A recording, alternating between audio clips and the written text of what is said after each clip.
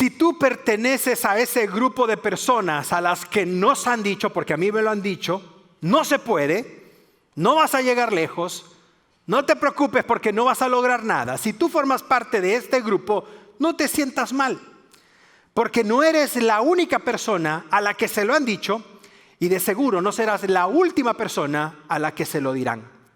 De hecho, brevemente me gustaría compartir contigo algunos ejemplos de personas a quienes les dijeron exactamente lo mismo. Les dijeron no se puede, les dijeron no vas a hacer nada, les dijeron eres muy pequeño de estatura, les dijeron eres muy gordito, les dijeron ahí no puedes ir, les dijeron eso no se puede inventar. Este grupo de personas que te mencionaré a continuación pasaron exactamente por lo mismo que a veces tú y yo pasamos. Nos topamos con personas que quieren desanimarnos y decirnos que no se puede. ¿A quiénes me refiero? Observa el primer ejemplo, Abraham Lincoln, el presidente número 16 de esta nación, que pasó a la historia como el presidente que unió a este gran país y abolió la esclavitud. Quizás tú no lo sepas, pero antes de que el presidente Lincoln llegara a ser lo que fue, él fracasó en su intento de ser hombre de negocios. Fracasó como político en su primer intento para formar parte del Congreso. Fracasó y fue derrotado en su intento para ser senador en 2 ocasiones y luego de ser vicepresidente en 1856. Abraham Lincoln conocía lo que era el fracaso de primera mano. Estoy personalmente seguro que él nunca hubiera llegado a ser presidente de los Estados Unidos de Norteamérica si en alguno de los fracasos anteriores él se haya conformado y haya dicho: de verdad que no voy a lograr nada y mejor dejo de intentarlo. Lee la historia de él. Es muy impactante lo que él logró en su tiempo de vida. Pero no solamente el ejemplo de Abraham Lincoln es impactante, también el ejemplo de Thomas Edison. Tus hijos en la escuela estudian mucho acerca de él. Fue maestro, después ya adulto, y creó lo que tú y yo utilizamos cada vez, el foco de electricidad. Pero escúchame, los maestros decían de Thomas Edison que era demasiado torpe para aprender cualquier cosa. Incluso en las biografías que se han escrito de Thomas Edison, podemos constatar que muchos maestros lo aplazaban por no ser una persona productiva. ¿Te imaginas? Productiva. Años más tarde, ya siendo un adulto, Thomas Edison hizo más de 1000 intentos fallidos antes de hacer funcionar la bombilla eléctrica, que es la que tú y yo encendemos todos los días en la noche. Cuando un periodista le preguntó y le dijo cómo se había sentido al fracasar con anterioridad tantas veces, Thomas Edison respondió lo siguiente: yo no fracasé antes, simplemente descubrí 1000 maneras de que no se puede hacer una bombilla eléctrica. Y es interesante para los que vivimos aquí en San Diego, el Hotel Coronado, si alguna vez has cruzado por ahí, te has hospedado por ahí o sabes a qué me refiero, el primer hotel en toda California que tuvo servicio de energía eléctrica fue el Hotel de Coronado en San Diego. ¿Y tú sabes a quién mandaron a traer para instalar todo el sistema eléctrico? A Thomas Edison. Él vino personalmente a hacerlo. Y estos 2 ejemplos son ejemplos seculares de personas que no se pudieron detener ante el no puedo, que decidieron avanzar ante la adversidad. Pero habrán ejemplos de personas creyentes con ese dinamismo. Observa la siguiente persona, su nombre es Hudson Taylor, es uno de mis misioneros favoritos.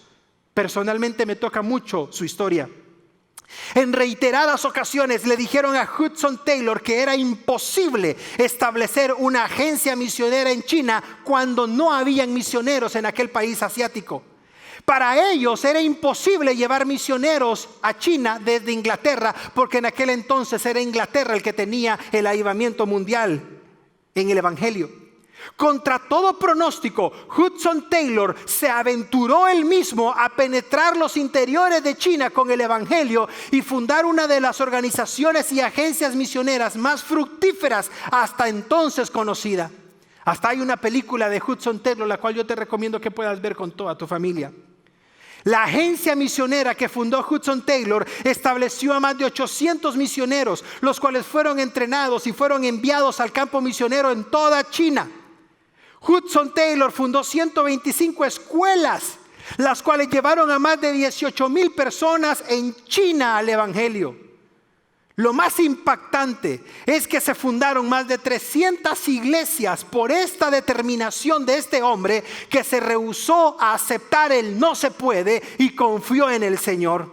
Hasta el día de ahora, la mitad de toda China ha conocido el Evangelio gracias a Hudson Taylor. Tú sabes lo que más me impactó cuando estaba leyendo la biografía de él para preparar este mensaje. Lo que más me impactó es que Hudson Taylor jamás pidió dinero para hacer la obra de Dios y todo lo hizo sin ningún centavo. ¿Cómo es posible que en los 1800 se pudiera hacer tanto con tan poco dinero o casi nada de dinero? Solamente Dios puede hacer algo semejante. Y a mí como pastor me tocó tanto el corazón, porque en medio de una pandemia, en medio de una situación como la que estamos viviendo actualmente, Dios puede glorificarse, Dios puede bendecirte, Dios puede prosperarte y Dios puede sacarte en algo. Dale un fuerte aplauso al Señor. Dios lo puede hacer. Hace unas semanas me encontré con un hermano y me encantó porque lo vi con su esposa, lo vi con sus niñas. Y le digo, ¿cómo te va en el trabajo? Yo sé que tiene su empresa, su negocio. Y me dice, pastor, no lo va a creer. Antes tenía 4 empleados, ahora tengo 13 empleados. No damos abasto, pastor. ¿Cómo me encanta escuchar eso? ¿Cómo me alegra escuchar eso? Porque es sinónimo de que ahí está la bendición de Dios. Y pido a Dios que esas personas guarden su corazón. Y pido a Dios que esas personas que han sido prosperadas en este tiempo de pandemia no pierdan la dadivosidad y no pierdan el sentido común de compartir con otros menos favorecidos lo que Dios ha puesto en sus manos. Porque no te olvides que cuando la mano de la bendición está abierta, nunca va a parar la bendición de Dios en esa mano. El último personaje que deseo que conozcas llevaba por nombre Carlos o Charles Spurgeon. El predicador inglés conocido actualmente como el príncipe de los predicadores. Carlos Spurgeon tuvo muchos detractores en su vida y no fueron personas inconversas, sino que aunque no lo creas, los detractores de Carlos Spurgeon eran de la iglesia que él pastoreaba. ¿No te imaginas cuánto me animó eso? No te creas. ¿Tú sabes por qué lo criticaban? Porque era bajo de estatura y porque era gordito de peso. Es interesante porque para ellos, para la alta alcurnia cristiana de Inglaterra en los 1800, Carlos Spurgeon no era el típico pastor refinado, delgado y buen mozo que ellos esperaban. Pero es interesante porque Carlos Spurgeon pasaba largas horas leyendo la Biblia y hablando con Dios en oración, a tal punto que a la edad de 19 años comenzó a predicar el Evangelio y Dios lo usó tan poderosamente que transformó toda Inglaterra con el mensaje del Evangelio y con una Biblia en su mano. ¿Por qué crees tú que este predicador es conocido como el príncipe de los predicadores? Porque había una unción de parte de Dios en su vida, porque había un respaldo de parte de Dios en su vida, y él no estaba dispuesto a creer en el no se puede, y él no estaba dispuesto a creer en el que las personas le decían que no lo iba a lograr jamás. Ahora en día muchos de nosotros nos topamos con esas situaciones. Muchos hispanos nos topamos con: yo no nací en este país, yo no hablo el idioma, yo no tengo esto, yo no tengo aquello, no nací en una buena familia, yo no nací con oportunidades, no fui a la escuela. Si para pretextos el mundo fuera infinito, iglesia, para pretextos, si de eso se tratara, todas las excusas son válidas. Pero aquí te he presentado ejemplos de personas que no se dieron por vencidos jamás, sino que confiaron en Dios, creyeron en Él y al final Dios se glorificó en sus vidas. Estos son apenas algunos ejemplos de personas que nunca se rindieron, personas que no desfallecieron, personas que no escucharon el no se puede y que sobre todo estuvieron dispuestos a creerle a Dios y a escuchar su voz. Cada uno de ellos fueron personas que no se dejaron vencer por las adversidades, sino que salieron victoriosos y triunfantes sobre las adversidades. Pero la mujer de la cual quiero hablar el día de hoy es una mujer que, como repito, pasó desapercibida por muchos, mas no por Jesús. La Biblia nos enseña el testimonio de una mujer que tenía todo en contra de ella. No había nada a favor de esta mujer. excepto las 3 cosas que hizo. Escúchame, esta mujer no tenía nada a su favor, excepto 3 cosas que ella hizo y que son dignas de imitar por ti y por mí. Si tienes tu Biblia ahí contigo, por favor, ábrela en el Evangelio de Lucas, capítulo 18. Si no la tienes, van a aparecer los textos en pantalla, pero como cada domingo te lo pedimos, abre tu Biblia para que puedas acompañarnos en cada uno de los versículos de la palabra del Señor. Lucas capítulo 18, versículo 1. Observa lo que dice Lucas refiriéndose a Jesús. Jesús les contó a sus discípulos una parábola para mostrarles que debían orar siempre sin desanimarse. Quedémonos ahí. Lo primero que Lucas dice es que Jesús está enseñándole a sus discípulos. Y el método o la forma, la manera que utiliza es a través de la parábola. ¿Y qué son las parábolas, Pastor Eric? Las parábolas son ilustraciones de vida real, ilustraciones de situaciones que podían experimentar las personas que escuchaban a Jesús para que entendieran o para que se les facilitara más hablar o enseñar o aprender lo que Jesús les estaba tratando de enseñar. Dicho de otra manera, era la forma que Jesús utilizaba para ponerse al nivel de ellos y que pudieran entender las enseñanzas que Jesús quería transmitirles. Observa a partir del versículo 2. Acompáñame en tu Biblia o en pantalla. Les dijo Jesús: había en cierto pueblo un juez que no tenía temor de Dios ni consideración de nadie. Muy diferentes a los jueces de nuestra ciudad ahora en día, ¿no es cierto? Muy diferente a los jueces de Tijuana, ¿no te parece? O de nuestros países. Jesús dice, había un pueblo y en el pueblo había un juez que no le importaba nada. Versículo 3, en el mismo pueblo había una mujer viuda que insistía en pedirle lo siguiente: hágame usted, señor juez, justicia contra mi adversario. Versículo 4, durante algún tiempo el juez se negó. Pero por fin concluyó lo siguiente, dice Jesús: aunque no temo a Dios ni tengo consideración de nadie, versículo 5, como esta viuda no deja de molestarme, voy a tener que hacerle justicia. Y observa por qué lo va a hacer. No sea que con sus visitas me haga la vida imposible. Qué historia tan linda, ¿no te parece? Tal vez tú nunca la habías escuchado o no la habías leído antes, la habías pasado desapercibida. Pero esta historia hermosa que Jesús le contó a sus discípulos tiene varias lecciones que enseñarnos el día de hoy. La primera lección que quiero compartir contigo, por si deseas anotarla, es la determinación de la viuda. La determinación que esta mujer viuda tuvo. ¿Qué es determinación, Pastor Eric? ¿Qué es determinación? Determinación es la actitud de valentía y de firmeza que una persona posee a la hora de tomar decisiones. Eso es determinación. Te lo repito, determinación es la actitud de valentía que tú tomas para tomar decisiones. La determinación es clave para lograr lo que nos proponemos en la vida. La determinación es clave para lograr los objetivos que tú te has trazado para tu familia, para tu matrimonio, para tu vida personal o para tu negocio. La determinación es un regalo de parte de Dios porque es fortalecido a través del Espíritu Santo y es como el motor, es como esa adrenalina que sube de nivel para que tú logres la productividad que Dios desea que tú y yo tengamos. En la Biblia encontramos muchos ejemplos de personas que fueron determinados en cumplir lo que tenían que cumplir.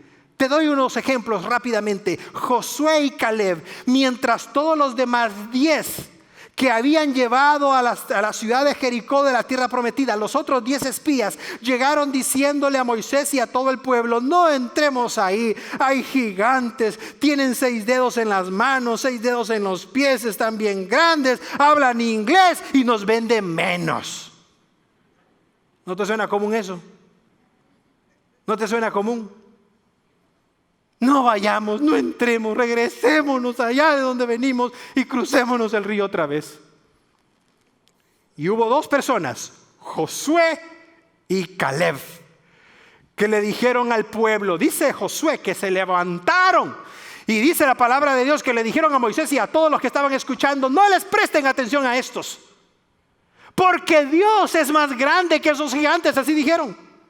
Y escucha la perspectiva de ellos, de Josué y de Caleb. Ellos dijeron: Dios nos los va a servir como pan mojado en la mano. Aleluya. Como pan mojado en la mano van a ser esos gigantes, porque ellos no tienen el Dios que nosotros tenemos. Gloria al Señor. ¿Te imaginas el rostro de Dios escuchando en ese momento a Josué y a Caleb? ¿Te imaginas en ese momento a Dios escuchando a estos dos hombres meter la casta por Dios y decirle a Moisés y a todo el pueblo: hagámoslo, vayamos, que Dios está con nosotros y ellos no tienen a nadie? Por eso, cuando todo esto terminó, Dios le dijo a Moisés: Moisés, ni tú, ni esos 10, ni todos los demás van a entrar. Y los únicos va a ser Josué y Caleb, porque ellos confiaron en mí cuando tenían que hacerlo. Estos dos hombres fueron determinados en lo que querían hacer para Dios y por Dios. Luego lo mismo encontramos en Salomón, que tuvo la determinación de construir el primer templo para Dios. Es interesante la historia porque Salomón no diseñó nada, lo hizo su padre David. Pero aún así, Salomón tuvo que tener determinación para comenzar la construcción del templo de Dios. Nehemías tuvo determinación cuando los muros de la ciudad de Jerusalén estaban derribados, cuando el pueblo estaba desanimado, cuando la ciudad estaba en llamas. Dios movió el corazón de Nehemías y Nehemías fue determinado y dijo: voy a ir a Jerusalén y lo voy a levantar. Dios estuvo con él y le puso gracia cuando fue a hablar con su jefe.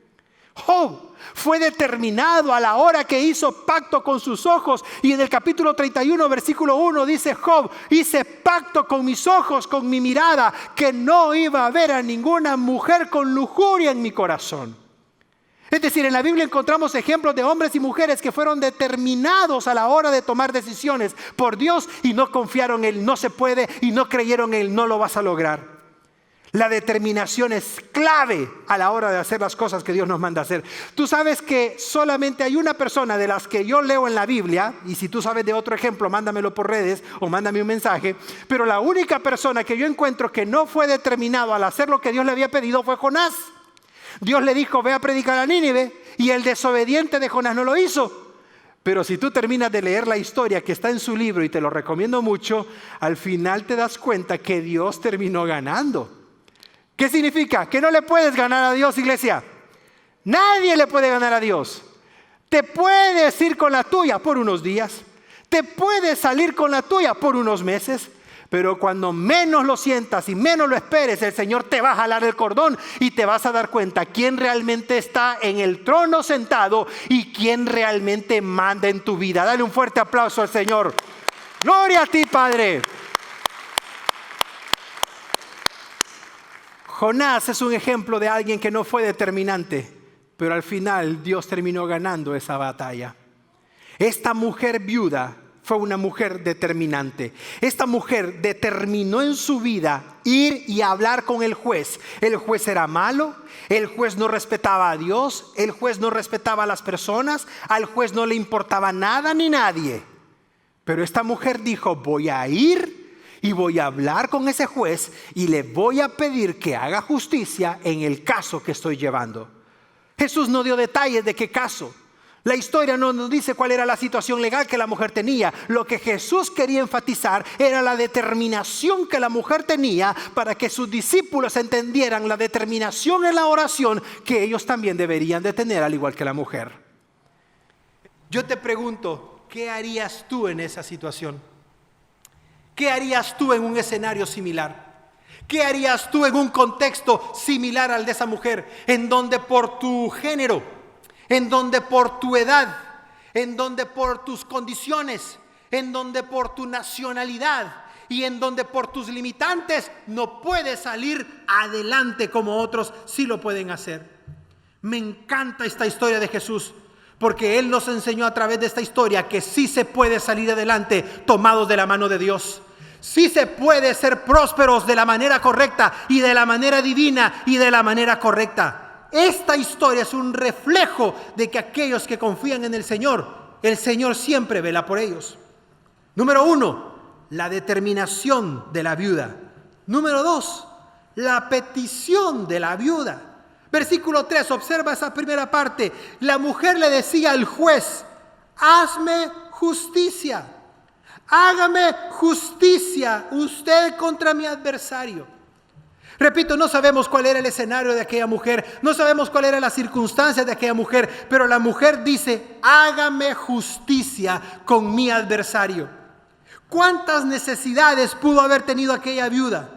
Pero esta mujer se enfocó en la más importante, la principal de todas, y esa era que el juez le hiciera justicia en su caso. Evidentemente, como Jesús lo dijo, el juez era una persona indolente.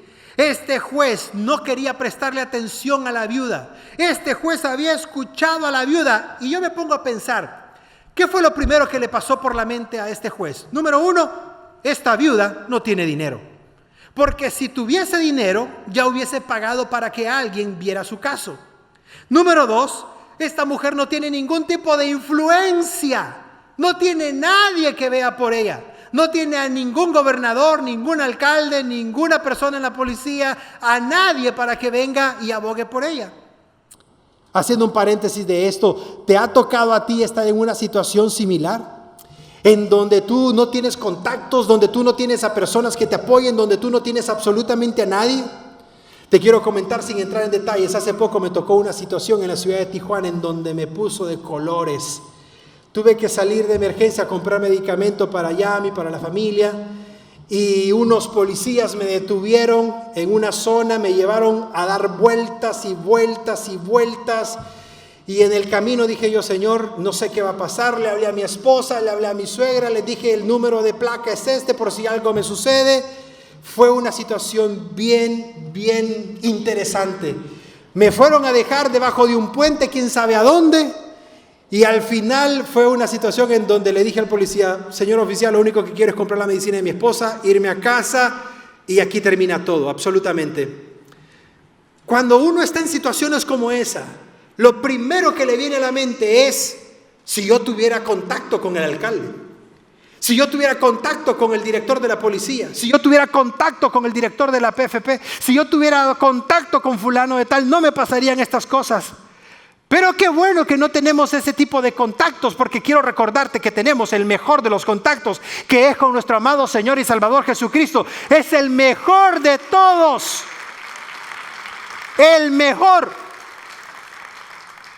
Cuando el policía se bajó con la pistola desenvainada, golpeando el cristal, y me pusieron en la parte de atrás para esposarme y para llevarme, porque otro más va a venir y va a llevarse el carro, le dice otro de los que estaba con él: aquí huele a alcohol atrás del vehículo.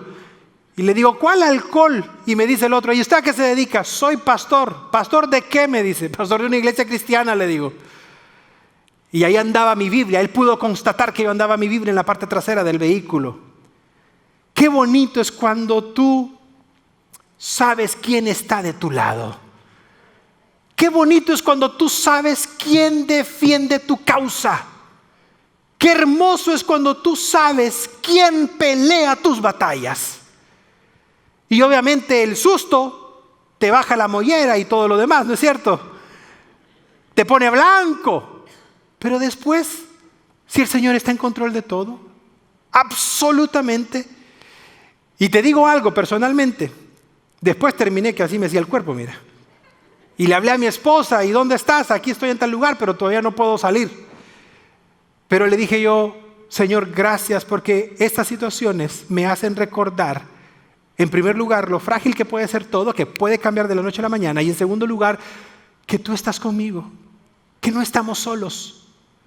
Eso fue lo que vino a mi corazón con esta viuda. Ella iba delante del juez no porque tenía contacto con Pilato, no porque tenía contacto con el otro gobernador, no porque tenía contacto con alguno del templo, Anás o Caifás. Ella iba donde el juez porque ella sabía que su causa la iba a pelear el Señor y no la iba a abandonar y no la iba a dejar. Me llama mucho la atención. Observa el versículo 4, la segunda parte, y el versículo 5. Dice el Señor que durante todo ese tiempo el juez se había negado a atender a la mujer por las razones que te menciono, pero al final llegó a una conclusión, y esta conclusión es que el juez dijo: pues yo ni tengo temor de Dios ni tengo consideración de nadie, pero esta mujer ya me colmó la paciencia. Y miren, hermanas, como un detallito chiquitito, ¿verdad? Ya que andamos cerca por ahí, ya que estamos a media cuadra de llegar. Si algo tienen las mujeres, esa habilidad natural, innata, para desesperar un poquitito a los hombres. No les cuesta nada, les sale rápido, así le brota, así, rápido. Y se lo digo con amor y respeto porque tengo 4 en casa, ya se imaginarán. Me escondo de ellas y me van a buscar y me encuentran. Y habla una, y habla otra, y habla la otra, y habla otra. Y la más chiquitita es la que más habla. Me río, porque esta mujer usó lo que Dios le había dado como una herramienta para que se hiciera justicia. La persistencia, la tenacidad y el no conformarse con el no se puede y el no lo vas a lograr, hizo que esta mujer lograra ser el ejemplo de mujer que ahora en día es. Y es interesante porque el juez dice, versículo 5, como esta viuda no deja de molestarme, no me queda otra solución que hacerle justicia, no sea que vuelva a venir mañana y ahora sí me haga la vida imposible. Yo creo que era soltero este juez. No estaba casado este juez, porque si no supiera cómo funciona esto. El juez dice, o le concedo a esta mujer lo que pide, o realmente me va a volver loco a mí. La lección que aprendemos de la petición de esta viuda es a enfocarnos exclusivamente en aquellas cosas que verdaderamente son importantes. Me llama la atención que la mujer no le sacó la lista de peticiones que tenía. La mujer solo tenía una petición cada vez que iba a ver al juez. Hágame justicia, señor juez. Hágame justicia, señor juez. Hágame justicia, señor juez. Yo me imagino que el juez la veía y ya sabía lo que le iba a decir, que le hiciera justicia. Y es interesante porque esta mujer se enfocó en lo más importante y no dejó que las otras cosas le robaran lo más importante para ella, que era que se le hiciera justicia. No se distrajo, no se desenfocó, sino que se enfocó en su petición y en atenderla de la manera correcta. Yo te pregunto el día de ahora, a ti que estás en todos los campus o que nos acompañas a través de los medios sociales y redes, yo te pregunto, ¿cuántas peticiones tienes a Dios el día de hoy? Ay, pastor, tengo una larga lista. Bueno, está bien. Pero si de la larga lista te enfocaras en 3 y de las 3 te enfocaras solo en una, ¿cuál sería esa petición? ¿Cuál sería esa petición? Y sea cual sea, mi consejo basado en esta historia es que tú puedas enfocarte en esa petición y decirle al Señor, como le dijo Jacob, no te soltaré hasta que me bendigas. No te voy a soltar hasta que cumplas aquello que tú has dicho y has prometido. Hazlo, inténtalo con el Señor. Yo te aseguro que el Señor lo va a hacer y tarde o temprano Él te va a responder.